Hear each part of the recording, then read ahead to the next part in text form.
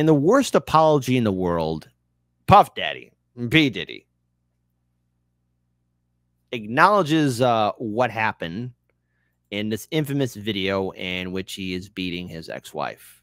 Now, I am not going to play that video, even with the censored and blurring imagery, because let's face it, the YouTube jackboot will come down hard upon my skull. But this is probably the worst apology ever. And Alban preached an epic takedown because he's apologizing for this because he got caught. Now, this goes for all celebrities and musicians. I've made my opinion about Hollywood very clear on this show. I think Hollywood is a cesspool and that there are men and women and all shapes of color, size, creed, and age that are downright vile and sadistic. Hollywood, while it has produced many films that and music and art that is close to our hearts, you got to understand that there's something sick there. There's something wrong. There's something rotting there.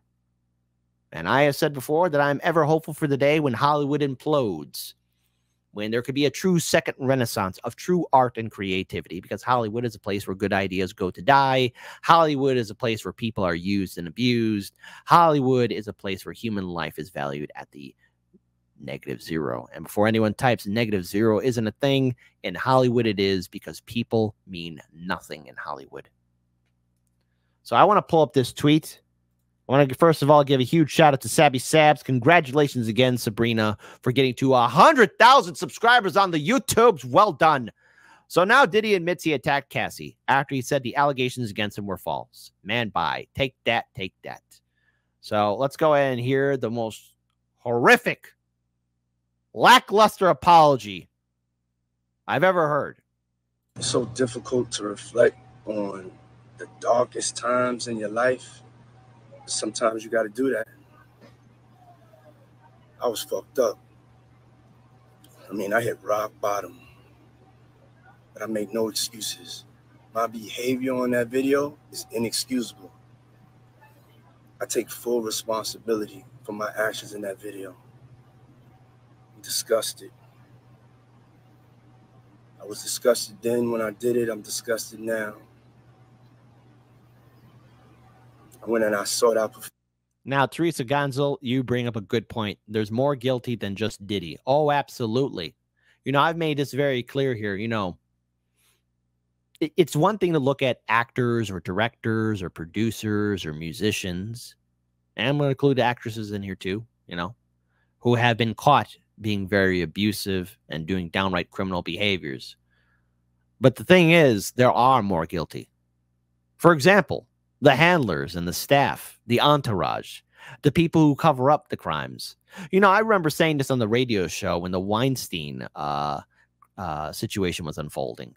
I remember saying this on the radio, and I said, you know, it's one thing to go after Weinstein, but what about the people who had to clean up the mess? What about the people who had to, you know, more or less distribute that hush money or bury the bodies? What about all those people? You see, Hollywood is filled with opportunistic scumbag people, and they're more than willing to be yes men and yes women to scumbags in positions of power. Now, I do know one thing. If this was way early on, before smartphones or CCTV was more prevalent, because let's face it, there's cameras everywhere. Cameras are everywhere. There's no such thing as privacy anymore. Cameras are everywhere. You know, there was a time where people like Puff Daddy or Weinstein or anybody else could have gotten away with it. But now there's more people coming out, speaking out. And look, allegations are made, due process has to take place. But when there's also video evidence, you know, let's face it, video evidence is out there. But now with all the other allegations that P. Diddy and others like him are facing, one has to really wonder just how long this has been going on in Hollywood. And I guess, you know what, Cat Williams, the off chance you see this video, you called it as it is. At 2024, all lies will be revealed. All lies will be revealed. So let's go ahead and play this again. Rewind it again. Now, I went and I sought out professional help. I had to go into therapy, going to rehab. Had asked God for his mercy and grace.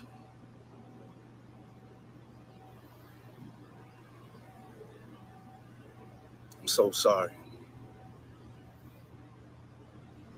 But I'm committed to be a better man each and every day. I'm not asking for forgiveness. I'm truly sorry.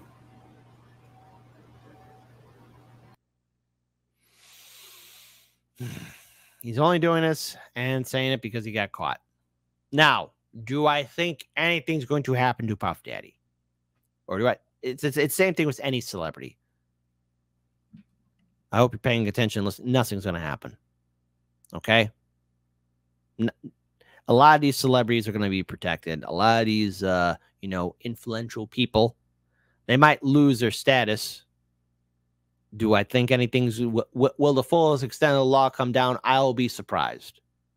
Because let's face it, when you are in a position like somebody in Hollywood or in the music business, you got the right lawyers, you got the right money, you can make things go away. Now, will Puff Daddy ever be as relevant as he once was after all the other allegations that are coming out? No, probably not.